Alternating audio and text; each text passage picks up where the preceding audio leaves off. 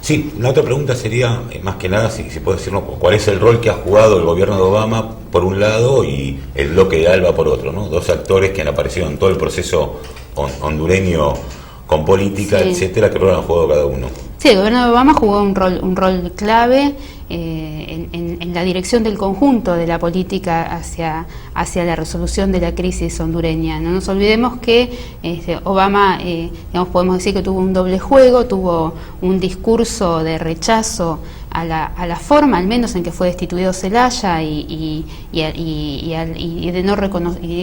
negó, digamos, a reconocer al gobierno de Micheletti. Incluso había planteado la posibilidad de no reconocer las elecciones del 29 de noviembre, pero en los hechos su política fue desde el comienzo proponer como salida un diálogo nacional, una negociación entre los golpistas y Zelaya, donde claramente el que concedía era Zelaya, ¿no? Obviamente. Entonces esa política se inició con los acuerdos que se llamaron de San José. Claro, que estaba bajo la mediación del presidente de Costa Rica, Oscar Arias. Esa mediación fracasó, bueno, pero digo, en concreto, en los hechos, significó que durante 4 meses toda esta política permitió sostenerse al gobierno golpista en su estrategia de ganar tiempo, y a pesar de estar muy aislado, se pudo mantener y se sigue manteniendo al día de hoy, y consigue un acuerdo absolutamente favorable a sus intereses.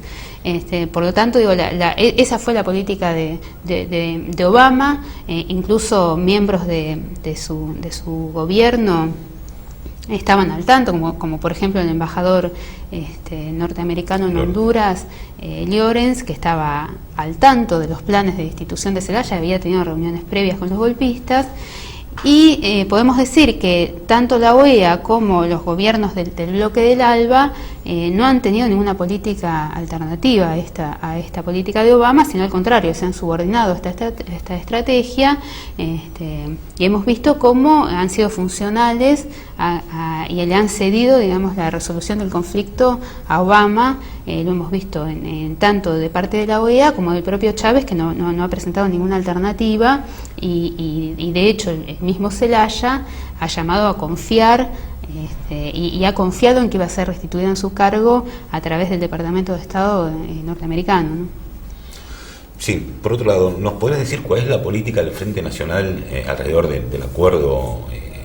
que se llegó entre Micheletti y Zelaya? Bueno, el Frente Nacional viene siendo la dirección mayoritaria, digamos, del proceso de resistencia,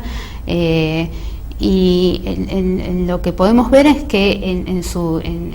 dirección está hegemonizada por sectores que simpatizan con Zelaya, y que han llevado su política, o sea, esta política de Zelaya de dialogar con los golpistas al seno mismo de la resistencia, y lamentablemente eso ha tenido un efecto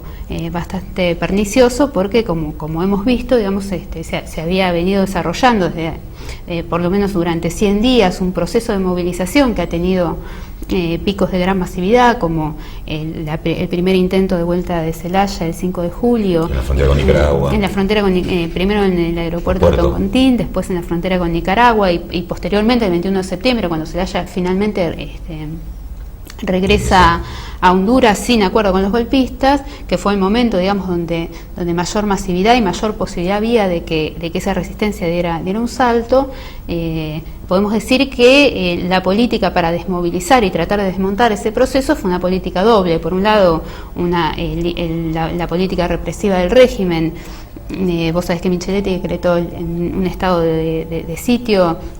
y desató una represión muy fuerte, desalentando la movilización, y por otro lado Zelaya llamando al diálogo y a la confianza en que en las mesas de negociación y no en las calles se iba a conseguir algo que se parezca a un triunfo popular, que como hemos visto claramente terminó en este acuerdo totalmente favorable a Micheletti.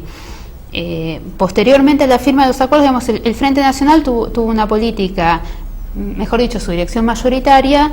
tuvo una política de participar en la delegación de Zelaya en el diálogo Guaymuras, que así se llamó, digamos, en todo el proceso de negociación, a través del coordinador del Frente Nacional de la Resistencia, Y este dirigente se decide retirarse cuando Zelaya firma la renuncia a la Asamblea Constituyente. Sí. Ahora bien, se retira en términos bastante, o sea, absolutamente conciliadores con Zelaya, diciendo que si bien él no puede aceptar esa condición, sí reconoce que Zelaya tiene el derecho a hacer las concesiones que considere necesarios para que pueda avanzar el diálogo. Entonces, esa estrategia, digamos, de subordinar la movilización a las necesidades y a la relación de fuerzas de Zelaya en la mesa de negociación, y de reducir el programa de la resistencia exclusivamente a la restitución de Zelaya como de lugar, haciendo concesiones a como sea, ha tenido un efecto desmovilizador importante, y entonces ahora, digamos, hay una situación donde el Frente Nacional vuelve a llamar a la movilización,